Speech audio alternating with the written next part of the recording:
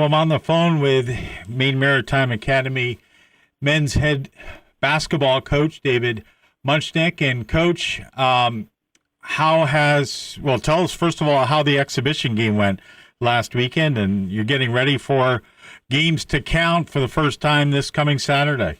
Yeah, looking forward to it. We had another pretty good scrimmage on Saturday. Ended up losing the scrimmage, but the number one reason why we probably did is we went 4 of 29 from 3. So, not going to win too many games doing that. But credit to St. Joe's. Again, they have a very solid head coach in Rob Santacola and a great system and a nice roster that they're going to be pretty good this year. And but before I talk about that, Chris, you got me thrown off guard for a second. I just wanted to just because today's Veterans Day, thank all of our veterans and to all who have served in the past and present and future. By all means, it's a holiday that or a day that means a lot to me and my family, and certainly to the Maine Maritime alumni and everybody here. So thank you to all the veterans, and it's something that we'll be talking about before our practice today, before getting on the floor, and just thanking our veterans. We have a couple of our players who have parents who have served and are still serving. So that's a really great thing for our program and all that. But in terms of our season coming up, we open up down at USM on Saturday, University of Southern Maine, and they're going to be pretty solid. They've got pretty much their entire team returning this year, and they have a couple transfers from Southern Maine Community College who are pretty good. They got into the exhibition that they played against the University of Maine from the box score we saw online, and they're going to be pretty solid. So it's hard to believe it's 3 days away, and our guys are really looking forward to it, and we're excited to hopefully get off to a good start this year. It's going to be fun to put practices aside and play games that count. I mean, this is what everybody's been working up to for the last 5-6 weeks. No question, and there's a finite number of opportunities. You talk about there's only 25 regular season games that are guaranteed to us this year, and over the course of a player's career here, 4 years, they only have 100 guaranteed opportunities that they're able to take advantage of, and hopefully they do take advantage of them. So you try to talk to the guys, and the guys this year have really developed the mindset of that that every day we step on the floor in practice, and every day we step on the floor in a game is really a fortunate thing for them individually and for us as a collective group. And they're really looking forward to getting going on Saturday.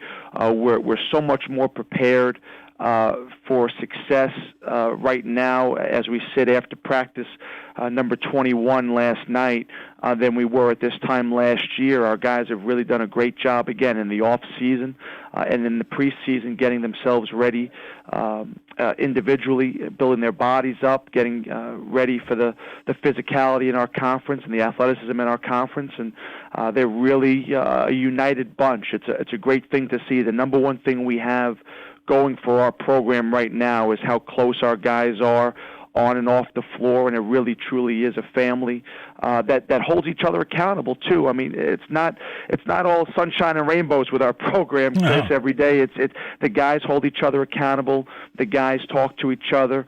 Sometimes they scream. Sometimes they pat each other on the behind. Sometimes they talk to each other in the locker room.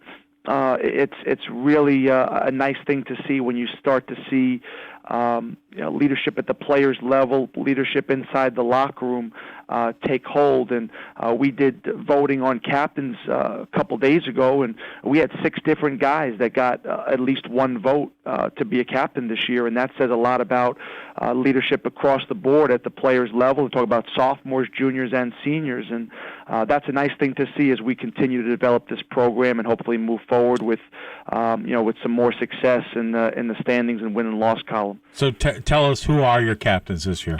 Yep, we have senior Zach Radcliffe, who was a captain last year as a junior from Rumford, Maine, and does a great job. He'll be coming off the bench to start the season, but we look at him almost as like a sixth starter in the sense that he's going to be playing, upwards of 20 to 25 minutes. He could play multiple guard positions, and he's a great shooter off the bench and just a super kid, great basketball IQ, a coach's son, and you can't ask more from a kid than that. And Zach does a tremendous job in our program.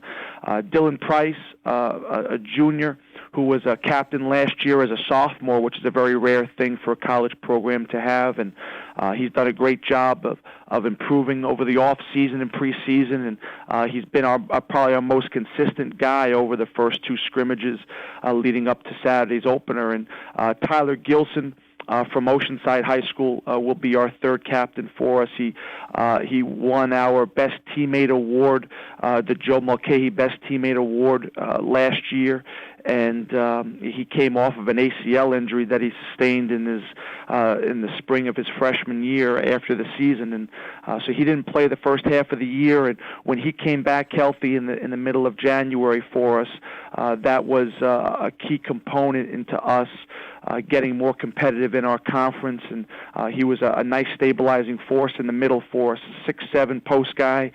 He's slimmed down a little bit. He's in great shape. He's got a couple nice low post moves back to the basket.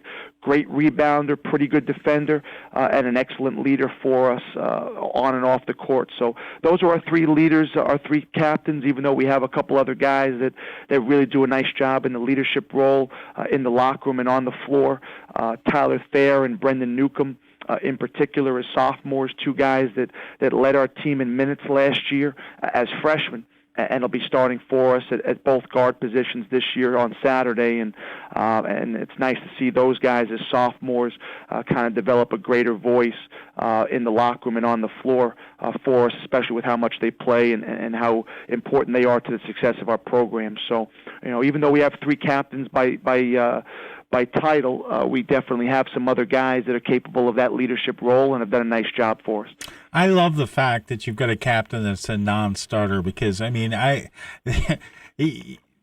what you do off the court and on the practice court is almost as important as to, or probably more important as to how you play actually during the games. No question. And actually, two of our three captains are reserves off the bench. Dylan Price comes off the bench for us as well. And I couldn't agree more, Chris. I think it says a lot to the respect that the players have for those guys in terms of the organization that they've shown in the preseason. Obviously the coaches aren't allowed to do anything with our guys until October 15th. So that organization of getting our guys ready to go at the players' level with lifting at 6 a.m. 4 mornings a week and playing pickup almost every day, and our study halls 3 nights a week, and it's absolutely a great thing to see when our guys can command that respect, and it has nothing to do with their playing time. That the guys know that these are players that they want to emulate. These are players that they want to hitch their wagon to,